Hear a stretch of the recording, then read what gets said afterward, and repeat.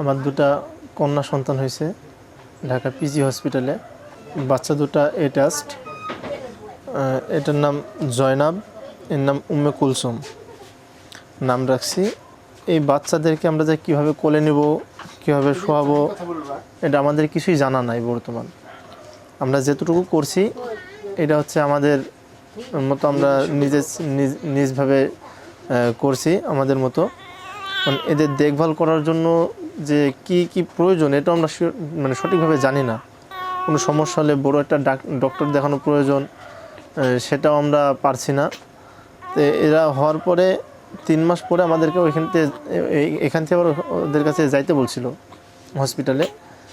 তো আমরা যে যাব এই আর্থিক সামর্থ্য আমাদের নেই, এই কারণে আমরা যাইতে পারতেছি না এবং তাদের পরামর্শ নিতে পারতেছি না। এদের যাবতীয় যে খরচ, সেই খরচ বহন করার মতো সামর্থ্য আমার নেই। না থাকার কারণে এদেরকে ঠিকভাবে খাওয়াতেও কষ্ট হয়ে যাচ্ছে। প্রতিদিন 2 প্যাকেট 1.5 প্যাকেট এরকম দুধ লেগে যায়, যেহেতু দুজনাই খাওয়া দাওয়া করে, দুজনারই প্রসাব পায়খানা দুজনারই আলাদা আলাদা।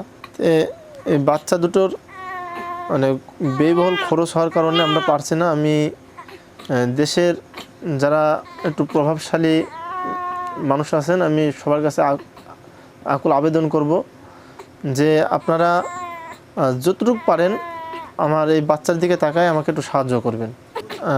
বাচ্চার অপারেশনের বিষয়ে বলছে যে ওখানে তখন টেস্ট করছে, টেস্ট করার পরে ওরা কিছু বুঝতে পারে না ঠিকভাবে।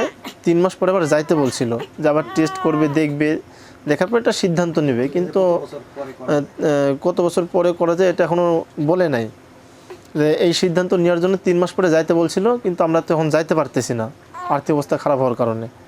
গেলে একটা খরচের ব্যাপার স্যাপার আছে। এখন আমি চাইতেছি যে আমাদের প্রধানমন্ত্রী তারেক রহমানের কাছে আমার আবেদন যে আমার এই বাচ্চা দুটোর যে ব্যয়বহুল যে খরচ, এই খরচটা যেন সে সম্পূর্ণভাবে দেয়, আমি তার কাছে আবেদন করছি।